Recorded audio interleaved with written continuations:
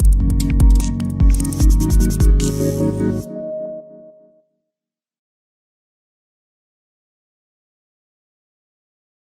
evening, friends. Welcome you all for the Friday webinar. This is Huma Maheshwaran, representing PMS Bazaar, who will be hosting the webinar today. Sorry for the delay due to the technical issue from our side. And thanks for all of you who have been holding on to the call till the time. So the next 45 minutes, I'm sure that you all are going to witness an insightful information on today's topic, which is market outlook and key investment themes. Okay, so I mean there is enough reason for us to to keep this title because after a weaker session for a long period, close to about a year or so, markets bounced back last month. There are reasons for it, which we'll be discussing in the webinar. But this poses again a lot of questions, confusions in the investor's mind, with a very important question that whether this will continue or not. So we keep asking this question among ourselves, whenever we see tide up in the market. At the same time, now there are enough amount of headwinds and tailwinds in the economy, locally and globally. Hence, to get more clarity, we have today Mr. Prateek Agrawal, CIO from ASK Investment Managers, with us to elaborate on key investment themes in the current scenario for our long-term wealth creation. Before handing it over to Mr. Prateek, let me just share his brief profile to you all. Mr. Prateek Agrawal joined ASK Investment Managers in April 2011 as the Chief Investment Officer. Prateek has daily oversight on the investment team and is responsible for the performance of all public equity strategies of the ASK group, including separate managed accounts with international institutions. Mr. Agrawal drives the investment team to identify new ideas and has direct oversight across all facets of the investment process. Mr. Agrawal has over 27 years of experience within the investment field. He started his career with SBI Capital Markets in 1994, where he was involved in the privatization of BSNL and Hindustan Zinc. He was also involved in the policy-making assignments such as power sector reforms and advised public sector oil companies. He then moved to ABN AMRO Asset Management Company in 2004 as the head of equities, where he managed over $1 billion of equity assets, with a breakup of 30 billion domestic and 70 billion offshore. By delivering a top decile performance, he joined Bharati AXA. Subsequent to that, Bharati AXA AMC as a head of equity in September 2007 and was part of the core management team. So this is the brief background of Mr. Prateek Agrawal. And Mr. Prateek holds a Bachelor's of Engineering degree from REC Roorkela and has an MBA from XIM Bhubaneswar. So with this background and agenda set, let me hand over the podium to Mr. Prateek Agrawal. Over to you, sir. Thanks, Uma. Good evening, everybody. As Uma said, let us look at what is happening in the markets, try and understand it for the present, and then maybe look at the medium-term outlook along with the investment themes. So let me just try and share with you a presentation that I did for this occasion. Give me a moment, I'll just load the presentation. Yeah. So this is what it is. These are times when it is debt, the quantum of debt, the nature of debt on the external side, that is causing a very big difference in the manner that one market behaves versus the other. Okay. Of course, you have read about, you have heard about inflation and interest rates, and we will talk of that as well. The fact that because of increase in interest rates, we are getting slowdown and maybe recession in some parts. We will talk of that as well. FPI's, the flows, our outlook, why they were sellers, what has changed, valuations, and of course, long period themes. So on the first thing, today, if our markets are able to function well and normally reflecting earnings growth, it is because of our comfortable position on forex. Many countries globally do not share the same comfort. Energy prices are shooting up. Energy is concentrated in very few locations globally. So Middle East, Indonesia, Russia, maybe US is energy neutral, is where energy is concentrated. Oil. Okay, every other country is a net importer of oil. Uh, Oil prices have shot up, and that's caused some amount of stress in those economies. As well as that, international tourism, etc., the other big forex giver to many countries has also evaporated because of COVID. So what you are seeing today is that, why go far? Look at our neighborhood. Bhutan is in stress. Bangladesh has gone to IMF. Pakistan gone to IMF. Sri Lanka is in even worse situation. So, and then if a country is in that kind of a situation, even with a very strong, sharp currency depreciation, which is supposed to give a lot of competitive advantage to domestic industry, the offshore buyers are not comfortable doing business because they are not assured of getting their material on time, and that causes the growth to fall as well. Okay.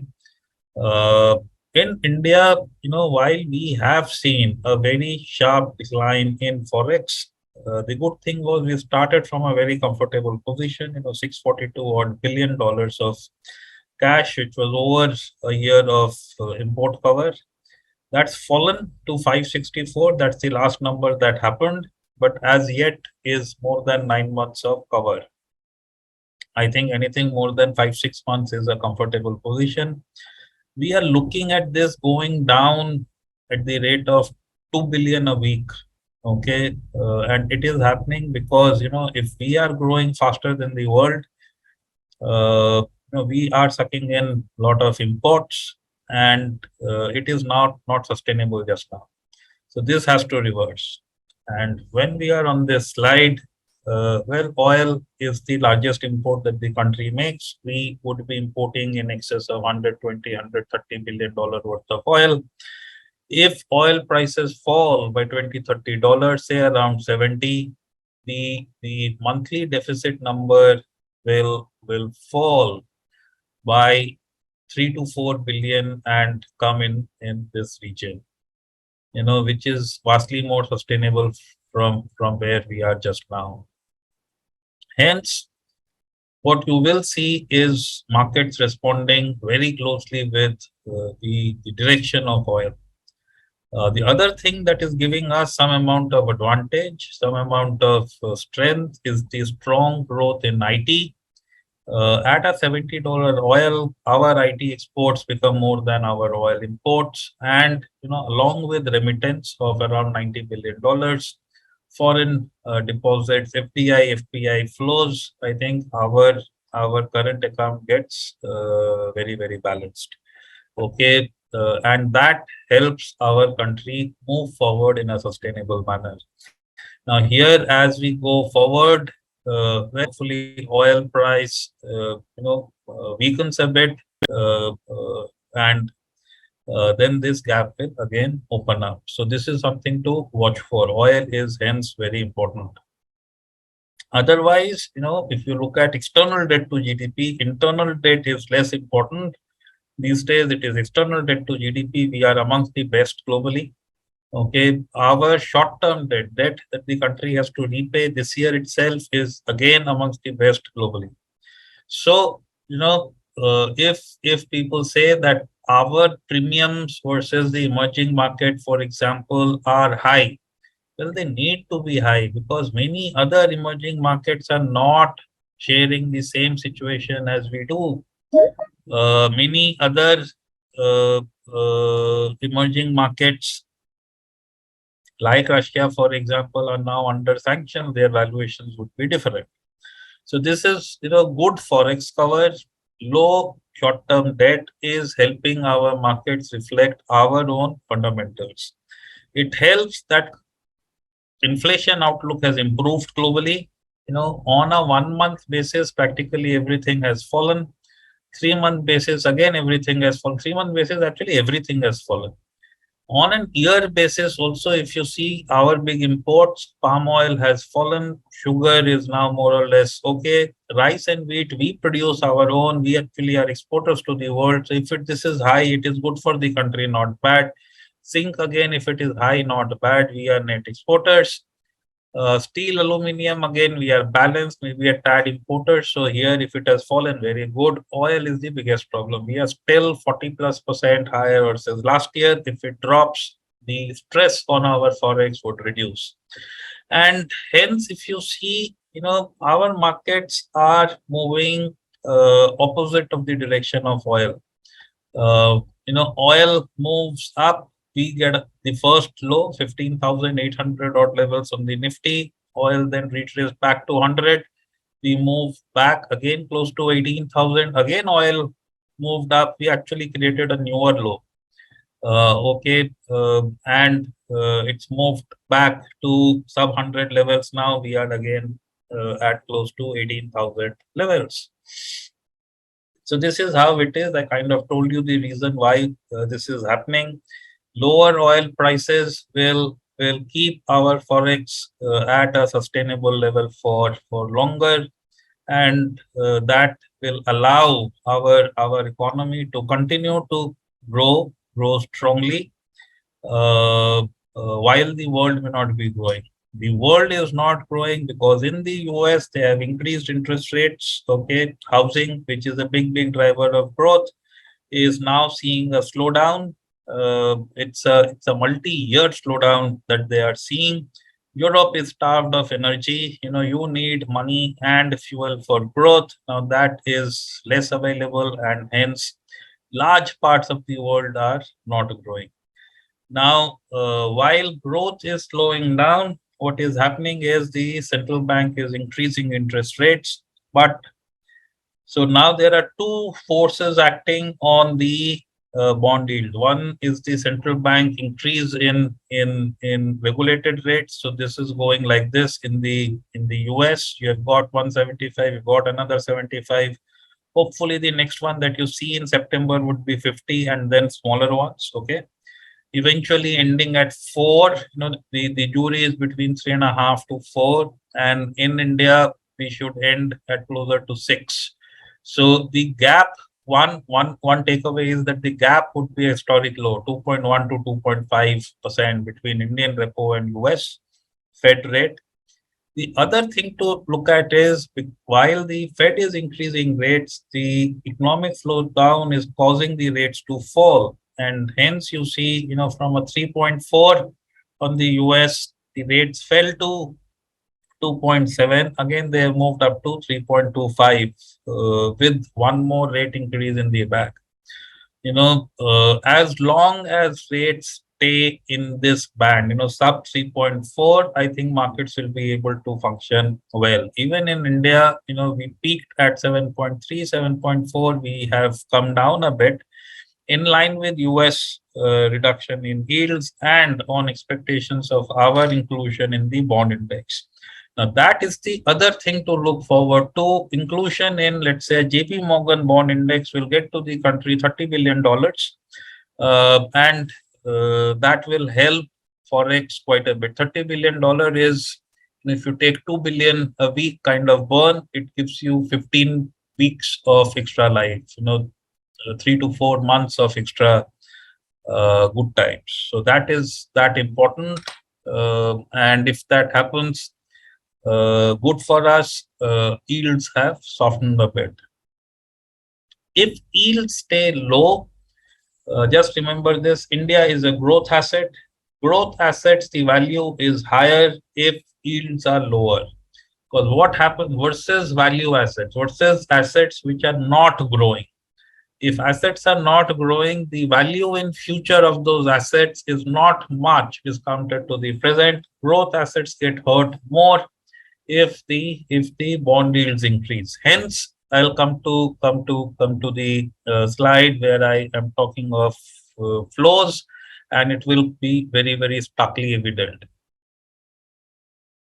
So, coming down to flows, look at this. While yields were moving up, while there was a prospect of tightening, from October 21 onwards, we as a country got 9 successive months of strong FPI outflows, $31 billion of outflows.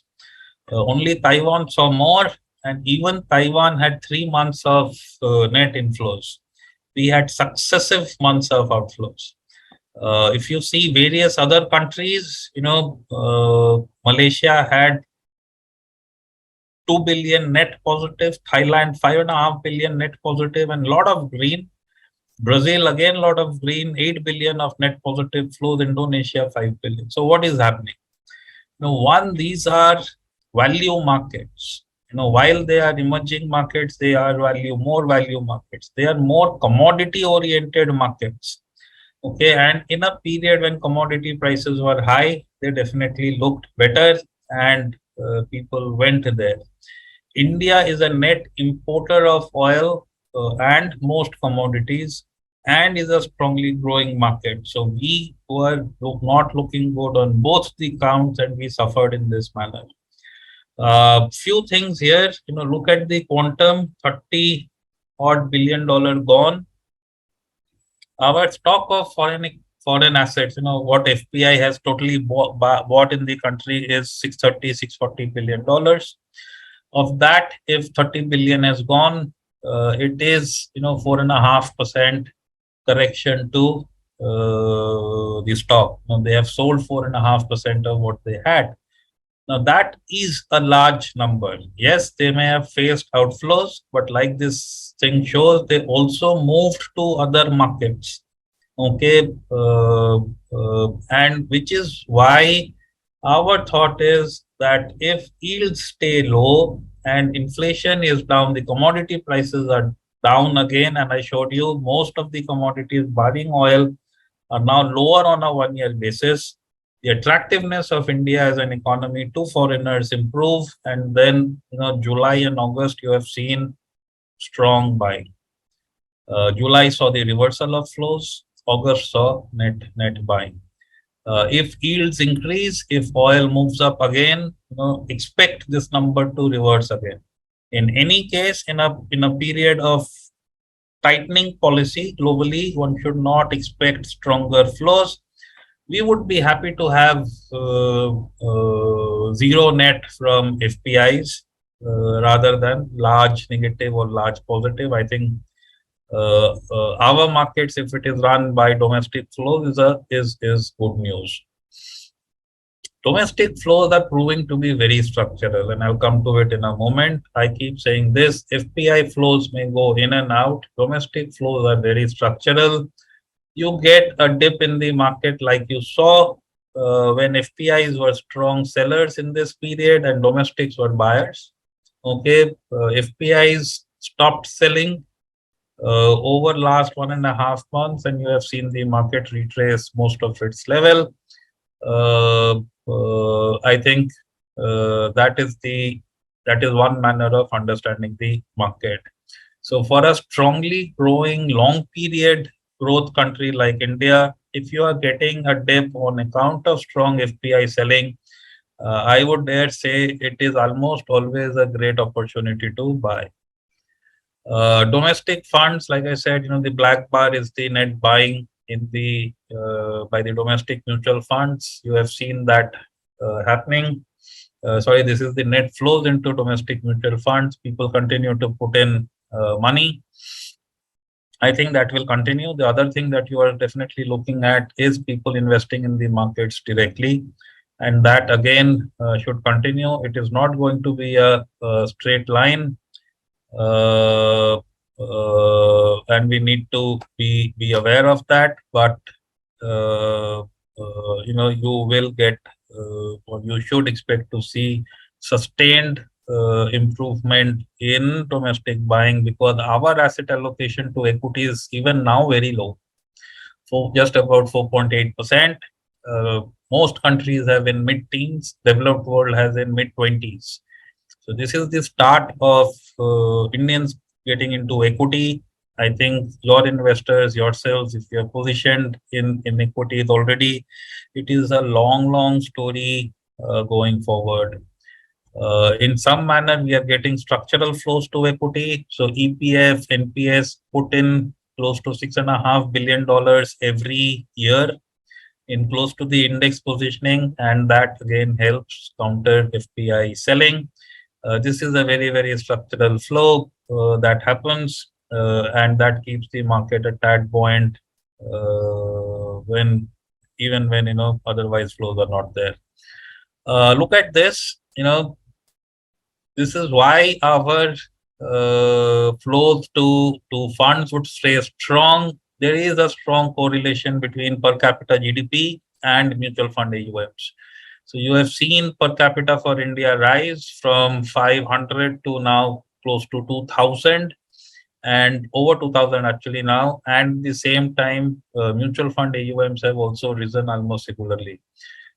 It continues to happen in similar pace or faster as per capita moves up even more. So for Malaysia, for example, when per capita is $15,000, you have seen their mutual fund flows to their GDP at 35%. And for Thailand at a 10,000, at a 8,000 per capita, it is 30%. So we are just at 16% as we speak. So, over the next decade, as we get richer as a country, our per capita nudges $7,000-8,000. I think our mutual fund AUMs by then could be 30% of our GDP then. So this is the growth story in front of us. Yes, distributed between debt and equity, but still a very strong growth.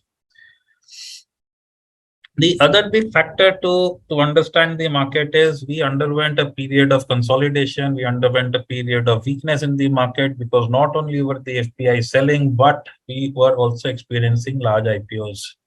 Now what has happened, because of sharp dips that you saw in July first half, IPOs have dried up. Now they may again come back if markets sustain, maybe in the month of September, second half, or October.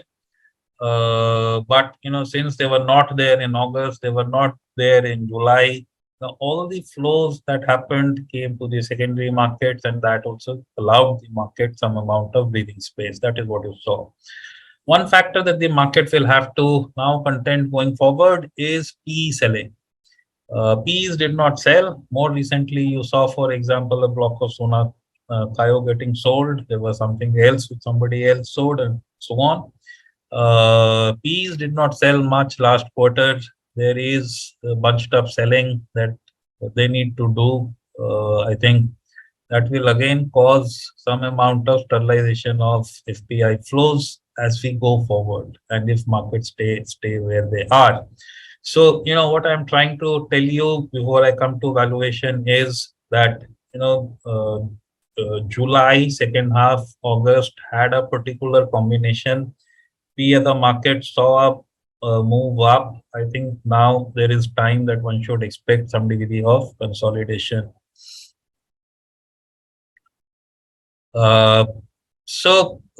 Coming down to valuations, a quick check on the numbers, that will help you understand where we are. Quarter one is over.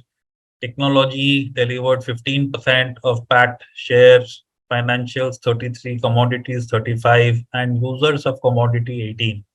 Now, as soon as you see the numbers in this fashion, you start to understand how the country will be able to deliver the expected numbers going forward. Now, technology is export oriented. We just spoke about Europe not being in great health. They are seeing recession. They are seeing war in their neighborhood. They are seeing energy prices move up, which means they will have to see a recession. US again, interest rate increases, etc. So here in technology, which is export oriented, one does expect some degree of slowdown. Yes, they have a lot of stock of orders. They will process that. So order generation may slow down more. The execution may not slow down because once the order is given, the work starts. What will also provide them some support is the rupee dollar movement. We have depreciated versus the dollar by over 10%. So this number in 23 may not get impaired much. In 24 it may, but it gets the support of rupee depreciation. Financials don't get impacted. Financials, whatever we have learned, is giving is seeing good times, low NPA, stronger growth as we speak. 14% growth in credit. Better ones, retail guys will do better, and they should see some increase. Commodities may see some weakness. It's 35% of patch share. But then what happens is the users of commodities start to see much better times.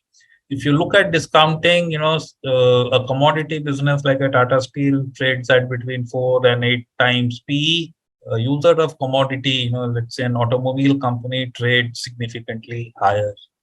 So what happens is while the numbers may not get too impacted, this is how the numbers are. 729 delivered in 22, 850 to 860 in 23, 950 to 1000 in 24. This is some distance away. It will get adjusted as we go forward.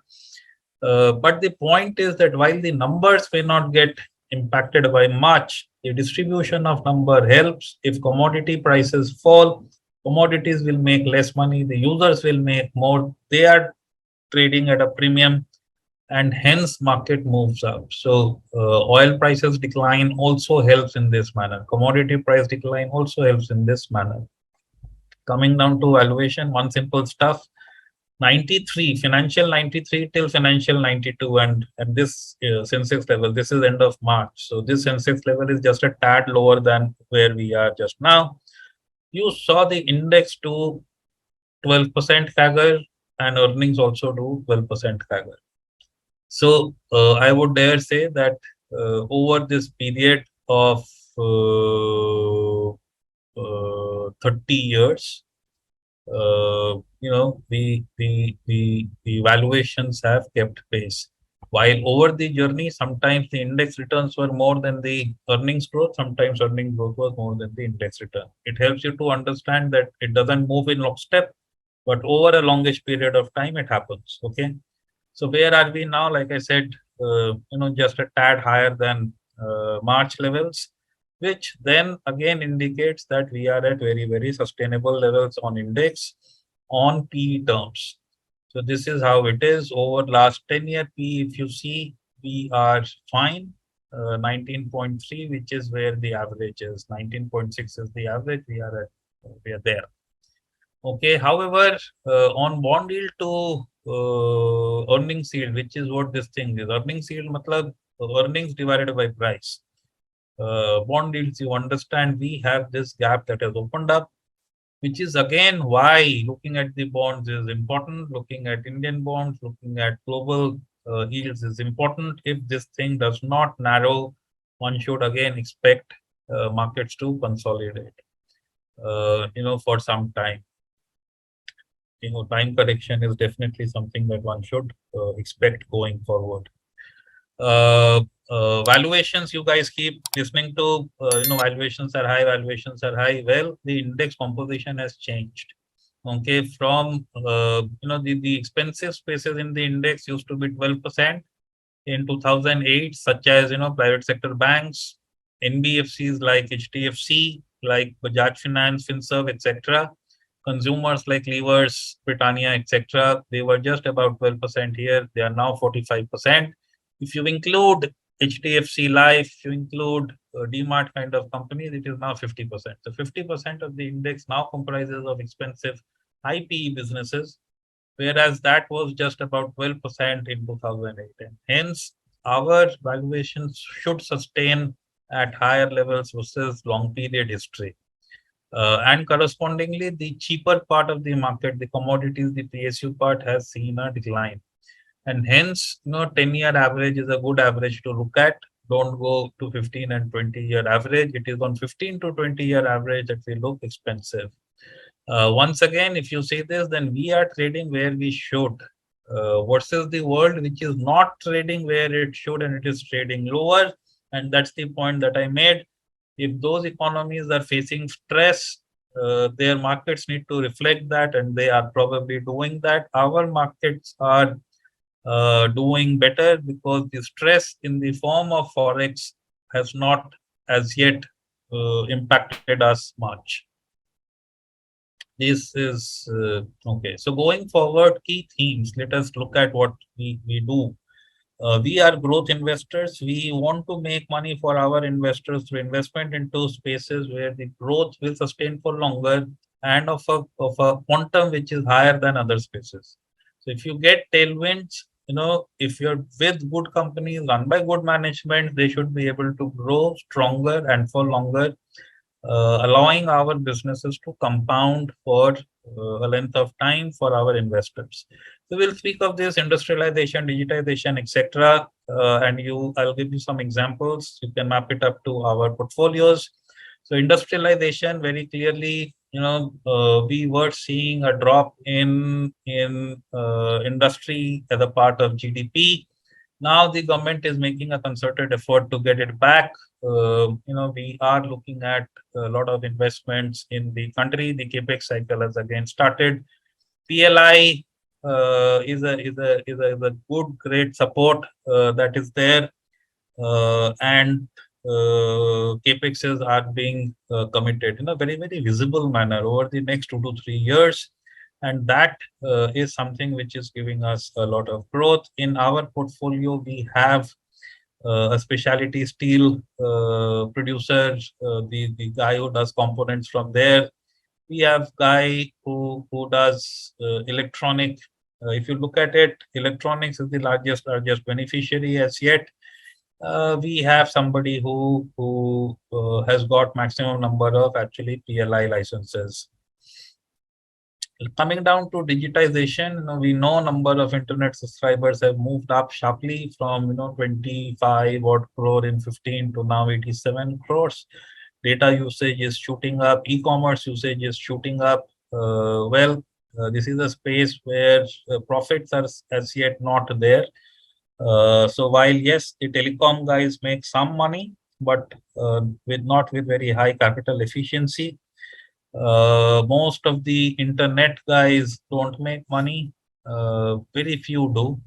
And businesses in marketing, for example. So earlier there was this move away from newspapers to TV, and now from TV it is to web, for example. So we are definitely looking at that space.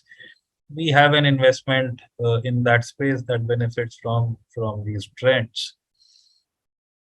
Financialization of savings. So what happens is, as the country gets richer, more and more money goes into bank deposits, goes into buying stocks. I showed you that before.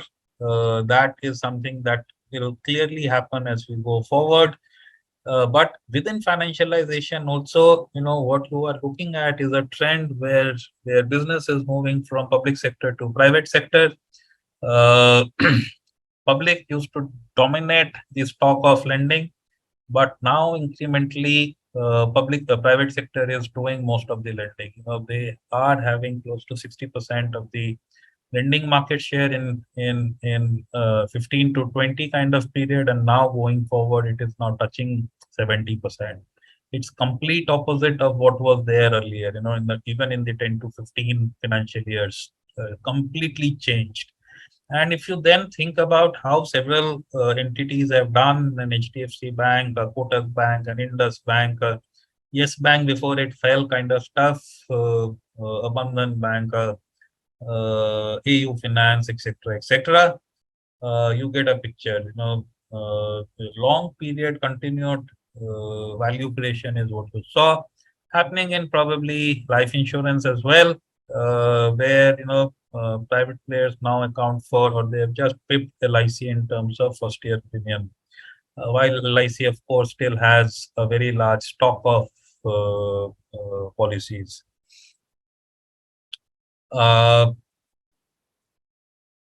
Yeah, and this is seen in very long period wealth creation. So this financialization and movement away from public to private, and actually MNCs also to private, has seen this kind of returns from, actually this is the financial index, and this is Nifty. This is what it has opened up.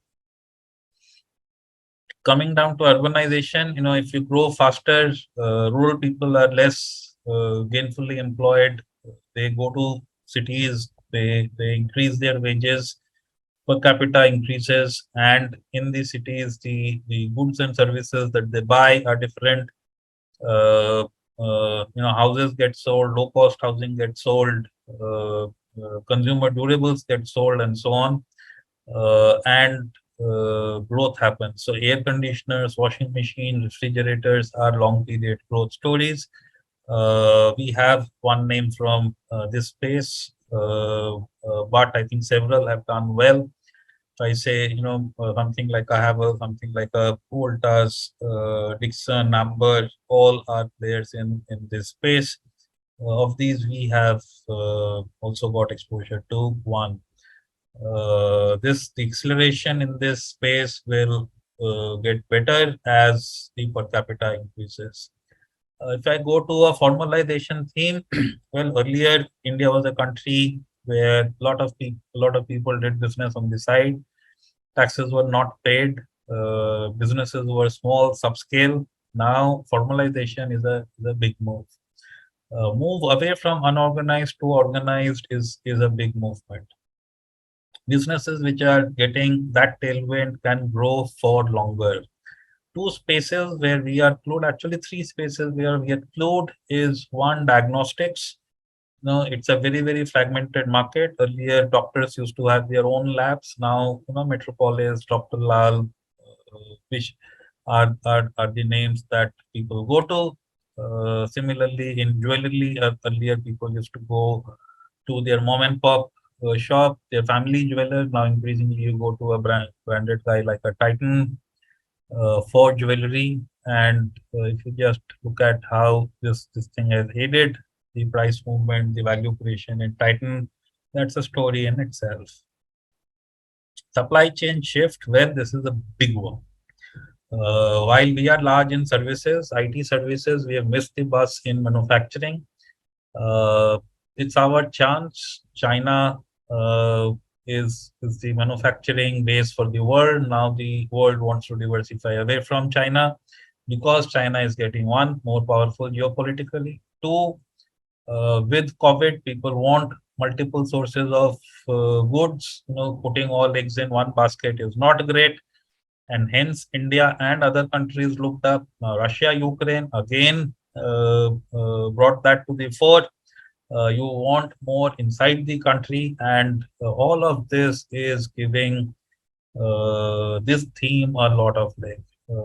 In our country, specialty chemicals are the greatest beneficiaries of this, and I dare say also for the defense space, where people are looking to have as much as possible built inside the country, because in a war situation, you're simply not able to source components from any other country. So let me stop here. Okay, let me just cover one more thing. Now, which part of the market could do well versus the other? Now, look at the journey from 2007 till 2021. While this sheet has a lot of data, look at what the markets have suffered. 2008 was the year of GFC, and it kind of felt that everything will become less after that. 2014 was when we got the new government. Some hope happened. 2015, by the way, again trouble started. We got our banking sector issues. 2016 we got demon. 2017, RERA and GST got introduced. Some of these were positive, but it caused business dislocation. It caused disruption. 2018 we got an ILFS, and 2021 we have got COVID. So this period has not been a nice period. And if you then see, the parts of the market, the mid part does well when there is strong growth. So as it did well in 4 to 7, 2004 to 2007, just look at the numbers. 9 to 10, a brief period, again, very sharp outperformance and so on. Now, the small point is that going forward, if we get less of the issues, we will get some issues for sure. But if we get less than what we got over 2008 to 2022, then maybe the mids may do much better. The themes that I spoke about are much more represented strongly in the mid part of the market, and that should give this space a lot more legroom. Let me stop here because I think I'm overshooting my time. I would be happy to take a few questions. Thank you, Prateek Agrawal, sir. In fact, you're not overshooting the time. In fact, you have given enough amount of information in this last 45 minutes. And now it will give more room for us to ask questions, us on the audience. So that is the agenda. So to start with, sir, interesting slides on your presentation, in line with our thought process as well. India is well positioned, in the following parameters, especially when it comes to the external debt to GDP and the short-term debt to GDP, right? And plus including foreign reserve. Will this result in a sort of resilience, and outperformance in the future too? Yeah, so a good number to watch for. So on debt, I think we are very good, no issues. A good number to watch for would be the level of Forex at, let's say, $560 odd billion. We are fine. We are fine at $500 billion also. But, my sense is if we start to see a number which is lower than 500, it will cause some amount of worry, some amount of policy tweaks. And see, you can't continue to run a $30 billion of trade deficit month on month, okay?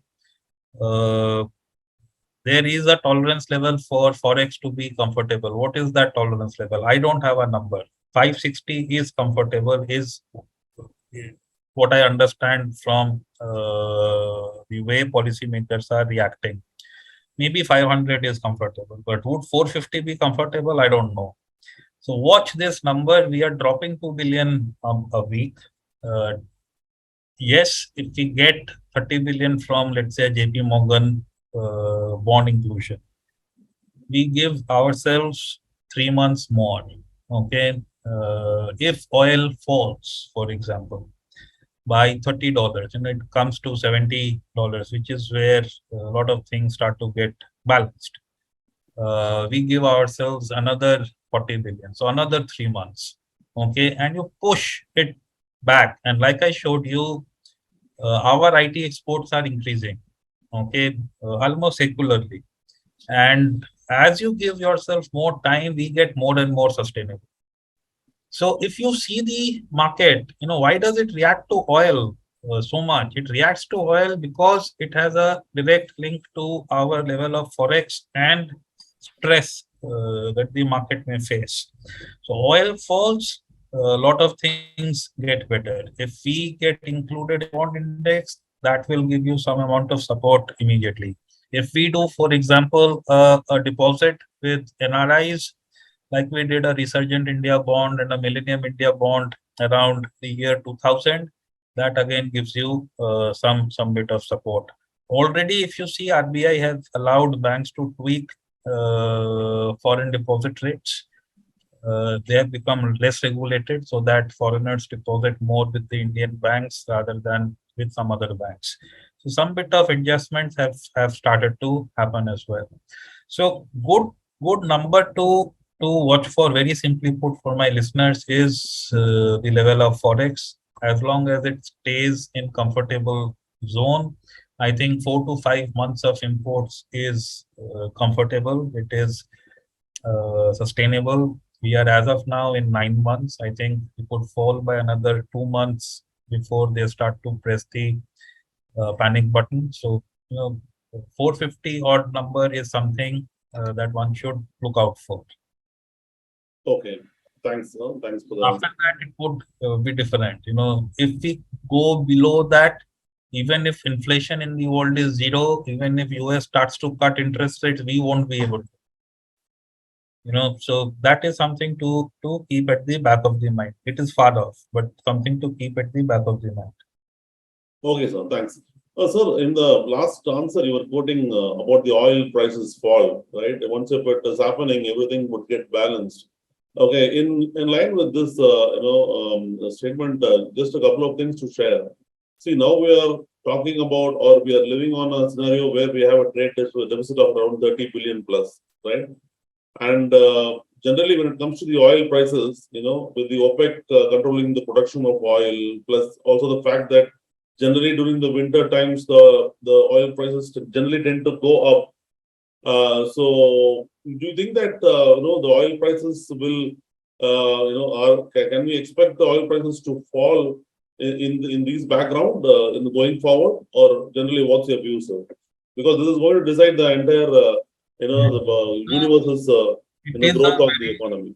It is a very difficult call. Two of the global guys have made completely different predictions. One guy is saying 60, the other guy is saying 350, and both can happen because the oil is something that sees inelasticity in demand.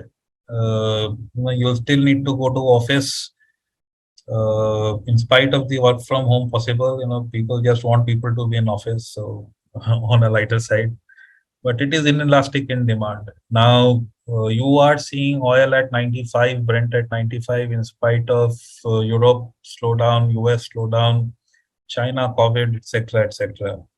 A few of these things normalize, oil can shoot up. Okay. If, for example, tomorrow China becomes fine, they see the back of COVID, you can easily see oil closer to 110. Okay. The point is, on the other hand, if they are able to get in Venezuelan oil, if they are able to get in Iranian oil, you could also see and US and Europe continue to be in a slowdown kind of state. You could also see a $70 oil or even lower. That's a possibility. So both are possible. Keeping fingers crossed. I think what has happened and good for the world is that for the first time, as US has tried to dictate, don't do this and don't do this, and people have told them, boss, not sustainable for us, let us live. So we as a country have sourced from, let's say, Russia. Okay. Any number of attempts have been made to take out more oil. People have told them not done. Because you are seeing people fall and there is no help coming. Who is helping a Pakistan? Who is helping a Sri Lanka? Who is helping a Bangladesh? So every country at the end of it has to fend for itself. And given this situation, people are telling these so-called superpowers was not done. And they are also understanding. So Biden happened to Saudi Arabia, and mind you, Biden had called them names, for Kagoshi and all of that. And they tried to do a good thing in public, knocking risks and all of that. Yet Saudi said they don't have oil to produce, so nothing happened. The point is, he went there. That kind of indicates that there is some amount of urgency. Okay, because those are some of the most powerful people in the world. If they took one stance to then forget that and go there to ask for better oil production, very, very difficult thing to do. He did that. It kind of means that US is glued to get more oil in. They are talking of a deal with Iran. They are talking of getting Venezuelan oil in as well. Now, if this oil starts to flow in a tad before world starts to grow, I think we should be fine. We could see lower oil. So it is all, what happens first. This thing is, this is not one direction. This can change. We need to track that. And in terms of portfolios, the best manner of addressing this, forget returns. Returns are a consequence of several things. You need to be with businesses which have cash on book. You need to be with businesses which have a great ability to pass on input price variations at least over 2 quarters. Okay, and from whatever we have discussed, it kind of means that the policy itself is against commodity prices. No, it is against inflation.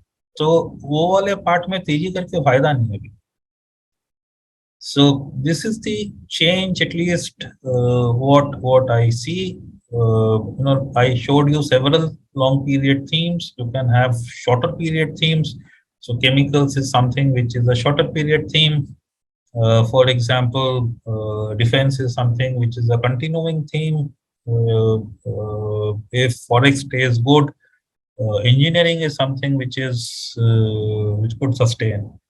There is an added benefit that is happening. Actually, see, if we are in a sustainable manner, if Europe doesn't get energy, then European countries will produce more from their subsidiaries, let's say, elsewhere in the world, including India.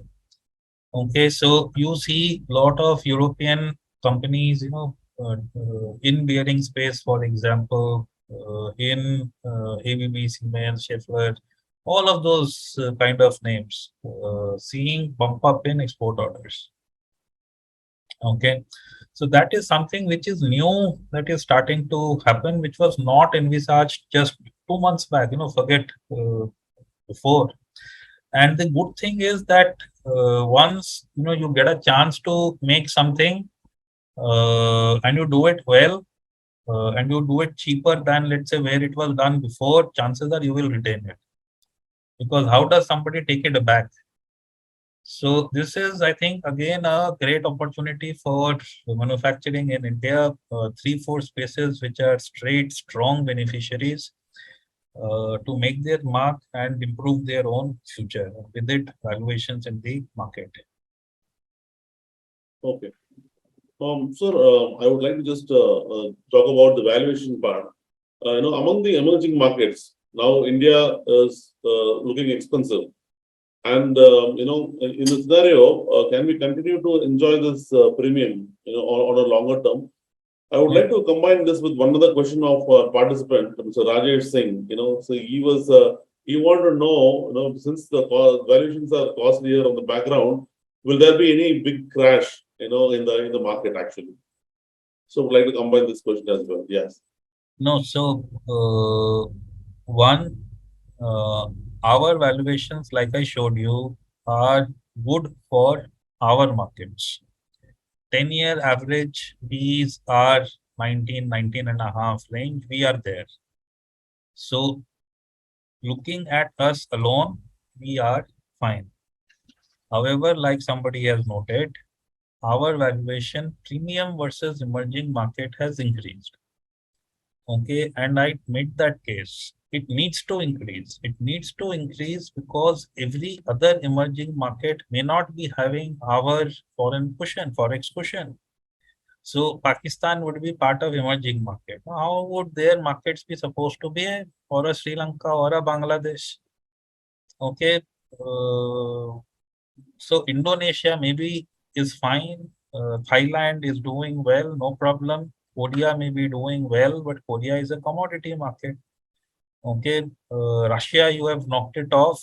Russia is part of emerging market because of sanctions, etc. So the point is, we are fine basis our history. Others may be cheap today basis their history for reasons which are unique to them. Okay, one big reason which is different to us versus others is while everybody is called emerging market, many other countries are way richer than us. So China is like $8,000 per capita. We are 2,200. Thailand is 8,000. Malaysia is 15,000. Indonesia again is reasonably richer. Okay, so their flows into equity from the domestic participants have happened in the past. They have benefited. Our flows are now beginning to happen. Okay, and that is giving us one added layer of support, added layer of cushion. Because if any time in the past, let's say 2008, 10, 12, if we had seen $32 billion of selling, we should have been 50% lower. It was because of domestic investor coming of age that we saw a much smaller dent. And as soon as the selling pressure reduced, we came back up. Okay. So I don't think we will get, we should be worried about the difference in valuation. But yes, it does mean that when things get normalized for other economies, okay, we can continue to do on our trend. We have done 12% from 93 to 22. We could probably continue to do that. Others may do a tad better, and the gaps may shrink. So that is in the realm of expectations. Okay. But Okay. that said, I think we should look at our country, not get mixed up with other countries. There are many countries who don't have a reason for being around. They're just too small. Their businesses do not have the scalability that businesses in India has, and hence our valuations will always be very different from theirs. Okay, coming down to the second question, which is, can we see a large crack? We could, if, for example, we see a drop in forex. I keep coming back to that, to let's say 300 to 350 kind of $1 billion, and government will then have to increase interest rates. RBI will have to increase interest rates. Economy will have to slow down. Okay, we are a growth economy. The FPI money coming in is for growth. Domestic investors like ourselves come to the market for growth. If we see a slowdown in growth, we should expect a crack in the market. However, if you get that kind of a crack, do make use of it. Don't get afraid. In the position that this country is, we will always come back. And uh, uh, that kind of a crack will always be a great time to invest. I think there is no one way of knowing this. It is an impossible call to make. The way to take care of this anxiety is to follow your asset allocation. No, don't put all money in one asset class. Put some money in equity, put some money in debt. Shuffle monies between asset classes depending on the valuations and where the markets are. That's the only way of playing, because otherwise, you will be commenting, you will be observing from the sidelines, and not benefiting from whatever is happening in the underlying. Okay. Thank you, sir. Now I think we have had enough, question and answers on the oil.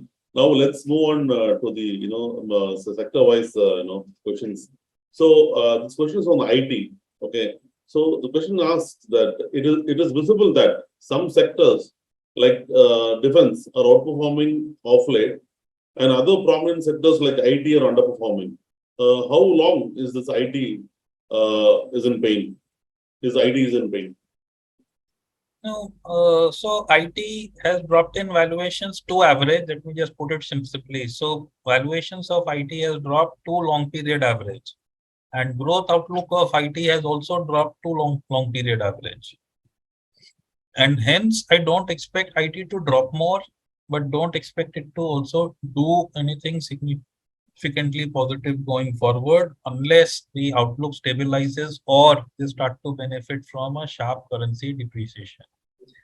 So, a simple answer is we expect IT to be not amongst the drivers of the market unless currency depreciates very sharply. Okay. And globally, do you believe that FANG stocks in US will bounce back, sir? And in case if it is expected, what would be the time frame? This is a question asked by our participant Anil Nair. No, so I'm not a great this thing on global this thing. I can talk of India, but one small point is growth assets. So FANG are growth assets. Growth assets do better when interest rates are lower. US interest rates are supposed to peak by March, Okay, and then undergo a period of consolidation, no change, and by December onwards in 23, they are supposed to again start the journey back down. Okay, so you have this period of few months before that part of the market find its feet and actually starts to do better.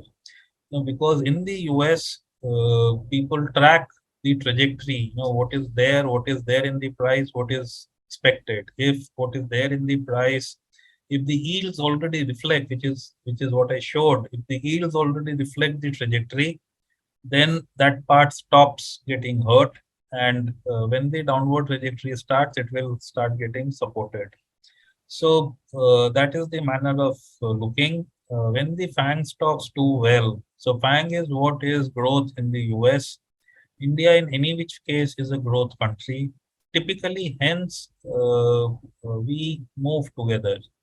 Percentages may vary, but we typically move together, or should I say, the foreign buying interest in India and FANG performing in some manner has a better correlation. Okay. Okay. So the next question is on on the ASP strategy. In terms of the earnings growth. Now we've seen a mixed results. In the last quarter, and would like to know how ASP's portfolios have performed. With regard to with respect to its earning. Compared to its index actually. And one more question want to combine is that one of the participants has asked for to know is there any exit strategy with the ASK, on its exposures, anything that stands out from normal exit strategies. This question is asked by Mr. Vinod Sastry. Probably we can combine both the questions together. Answers. Yeah. So short answers are we did much better than the index in terms of earnings growth. Index companies delivered 21% earnings growth. Our portfolio companies did closer to 30, above 30% earnings growth.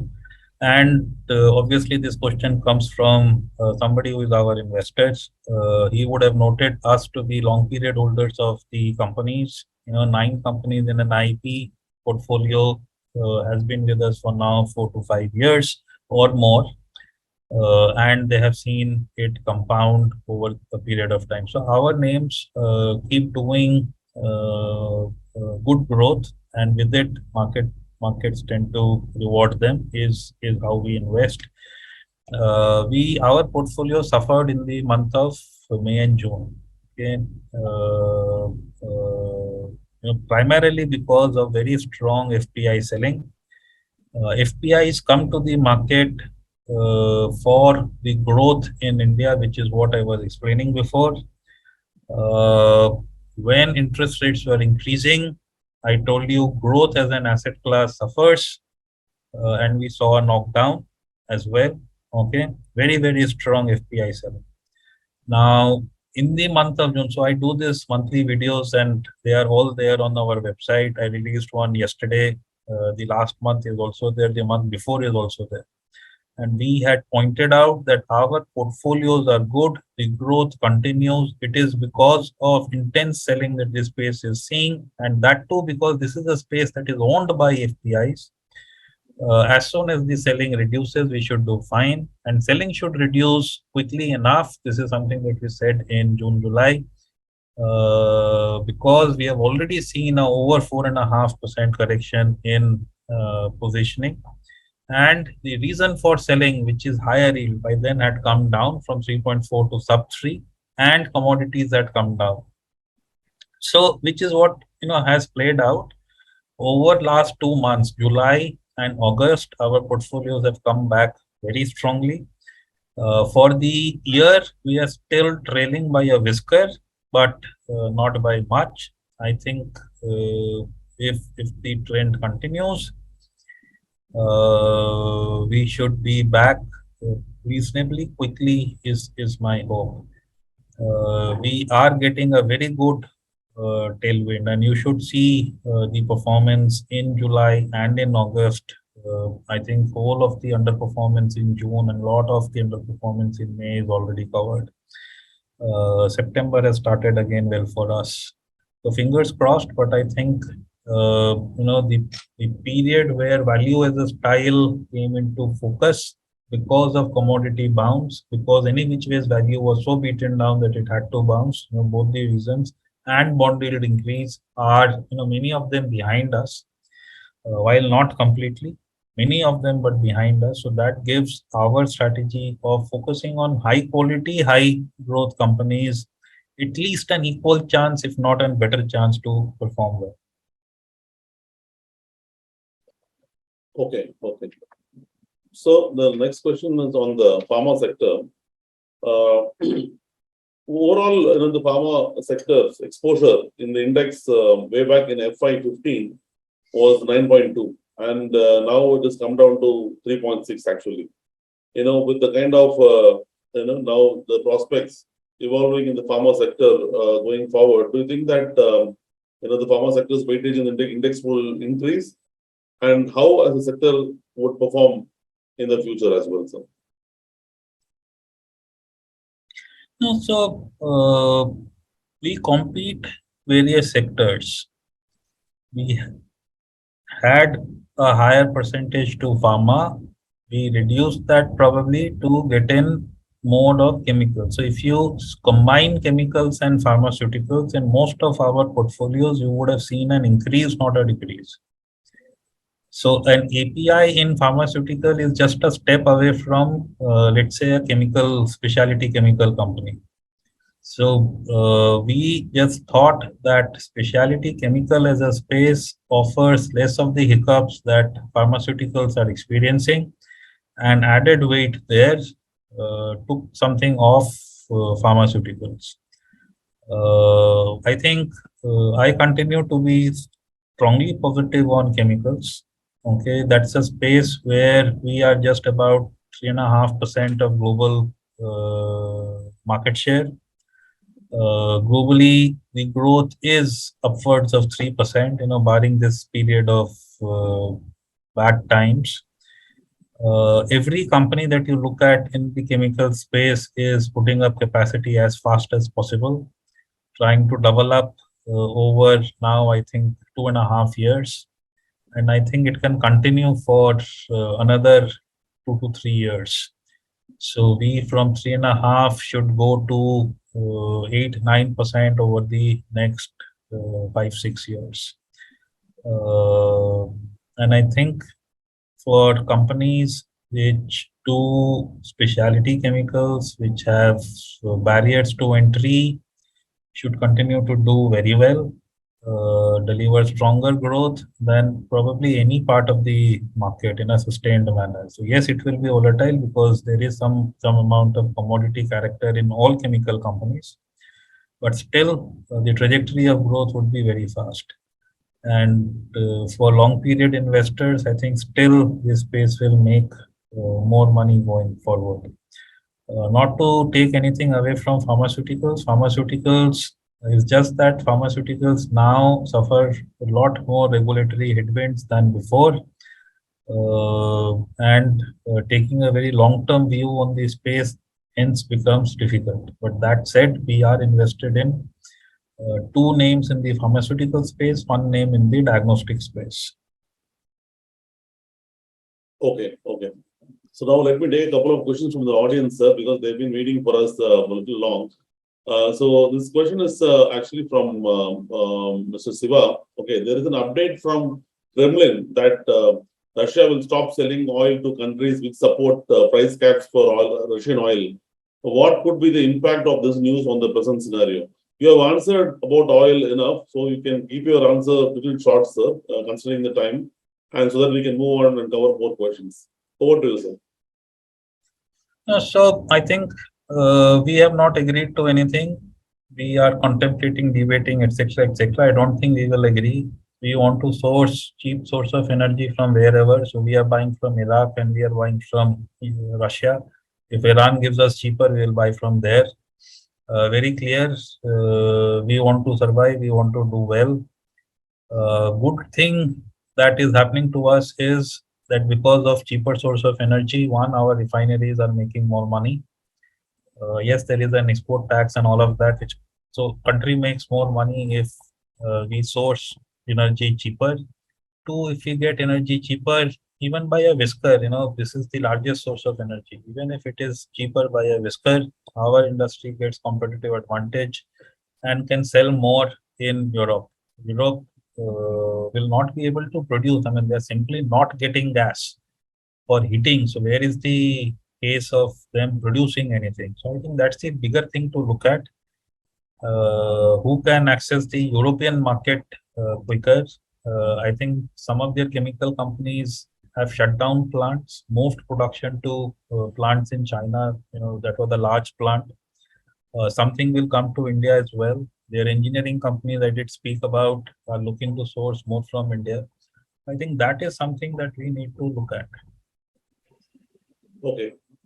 Thank you, sir. Hope it answered the participant's question. Next question is from Mr. Harit Shazar. Should we keep all these broader global macro trends in mind at all? Or should we focus on more company-specific factors while investing in good stocks for the long term? So, Mr. Harit, Mr. Prateek was emphasizing on looking at the company-specific trends, for the last 35-40 minutes. Anyways, your question is also can be combined with. He is also interested to know about the Capex recovery. Okay, in the current scenario where the interest rates are looking to inch up, sir. Yeah, so interest rates will increase and decrease. It makes very, very little difference to Capex. Capex continues for multiple years. Half a year, 1 year increase in interest rates or a decrease in interest rate doesn't impact much. So that will continue. Even household Capex will continue. Many builders are actually, so household Capex, the biggest this thing is buying a house. Many builders are either tweaking the house prices a tad, maybe not increasing it, or giving you an interest subvention. And that is allowing people to buy houses. Even last month, the house buying activity was the strongest August ever. So don't have fears there. Yes, if recession continues to bite for longer, we will get impacted. But Capex is a long period thing. You commit, you produce. Mostly things will get okay over the next 3 months, 4 months, 5 months. The population in Russia and Ukraine is not much. So even if they don't do well, other countries are enough large market for us to service. So I don't think industrial Capex is getting impacted. It is supported by PLI. It is supported by strong growth here. And that necessitates some amount of announcement of Capex. There is a huge change in the government itself. Now, at the slightest hint of injury to domestics, government puts in import duty protection and so on. And that is what is really giving our domestic manufacturers a lot of confidence to invest. Large part of Capex is import substitution. Okay, we import huge amounts from China. The market is developed. Okay, you don't have to go and develop the market. You just have to substitute Chinese with what you do, and hence Capex can continue and continue. But after a long while, I actually am seeing a lot of confidence from India Inc. to be on the Capex path. Because now with every country looking at inward internal manufacturing, the industry is getting protected. Earlier, when globalization was in full force, the industry was not getting protection and all the industry was going to China. That's changed. That's changed. Okay. Thank you, sir. Thanks for the answer. So we'll take the last question. Now in the last 40-45 minutes, you had explained very clearly and in depth on all the sectors, be it IT, pharma, automobiles, and specialty chemicals and various other sectors. So now this last question is that the whole country is counting on when India is going to become a 5 trillion economy, right? So what can be the major catalyst for the market to hit 5 trillion economy, and what can be the possible risks in these assumptions, sir? I think this will give an overall view on how the economy and the corporate earnings can progress. No, so we have a great potential to become 5 trillion. Already it is delayed. It is delayed because of COVID. It is delayed because of our own experimentation. When we get to 5 trillion, the 2.5 to 5 trillion journey in India would have been the longest. And of course, we had our hiccups, like I showed you on the slide. That said, getting to 5 trillion is one thing. Corporates making money is the other thing. If corporates make money, markets will reflect that and rejoice. Okay, and there, what I just said is very important. The ability of the government to provide some degree of protection to domestic industry to sustain margins and make some money so that they can invest for growth going forward. That change is the major change. India Inc. is now making money, and that is giving it confidence to propel growth forward. And hence, I think I look at 5 trillion with anticipation, because it would not be profitless 5 trillion. It would be a 5 trillion with profits. It would be a 5 trillion which markets will rejoice at. And if you want a time frame, well, I think should be 27 kind of a period when we reach there. Uh, uh, and hence, I actually did not want to do that. But hence, I said if the growth period forward is more secular, yes, we will always have hiccups, but is more secular than what we have seen over 2008 to 2022. The mid part of the market could actually perform way better. A lot of enterprising new businesses, not the Thakahara businesses who are left behind. The leaders of the new spaces could continue to do very well. So Okay. look forward to it. The next period, unless things go very wrong, is our period. I think to our listeners, we together have to make India great again. We have to get pride in what India makes, buy what India makes rather than imported stuff, and that will be reflected in the market. ऐसा नहीं होगा कि, we buy foreign stuff and expect somebody else to buy Indian stuff and expect the markets to happen. All of us have to contribute. All of us have to get pride in India, make in India, buy Indian stuff, which will reflect in their earnings, which will make the markets move up. I think that is a big change that one has to see. It is happening in defense, for example, versus straight away going to import. Now they are depending more on what our guys can make, and our guys can make good stuff. Okay, and I think it should start to reflect more and more in big industries where consumers are there. In automobiles, for example, we are seeing Indian brands do very well over MNC brands. So Maruti is half Indian. Now you are seeing, a Tata and a Mahindra do vastly better. That tells me something. Why go after foreign brands? The money goes out of the country, uh, not listed here. So valuations don't happen here. Wealth of the country, market participants does not happen. So I think take pride in what the country does, what it manufactures. That will give a lot of confidence to Indian manufacturers, and 5 trillion will happen and bring joy to all of us. Thank you, sir. Thanks for your wonderful note at the end, which was very enterprising and sounding very positive for all the participants as to what kind of exposures, what kind of investments that they should make with a longer term view as such. So with that, I think we've come to the end of the session, sir. Any final word you want to have, sir? Apart from the questions we asked in a mixed manner, anything you want to just have a final word to the audience, sir, before we wind up? No, so we are at the right place.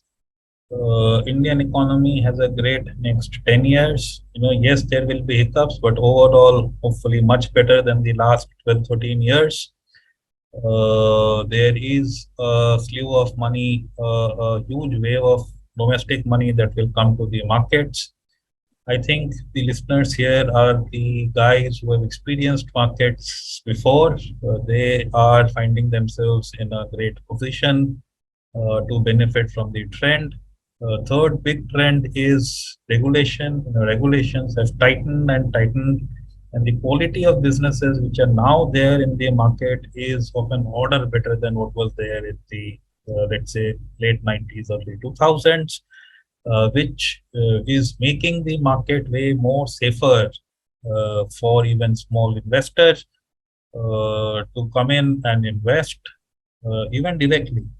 Okay, we have seen this kind of a phase in other countries when they moved up. I think in late 70s, 80s in the US and so on. Every country has seen this. 401k plans happened in the US, got in money to the markets in a structural manner.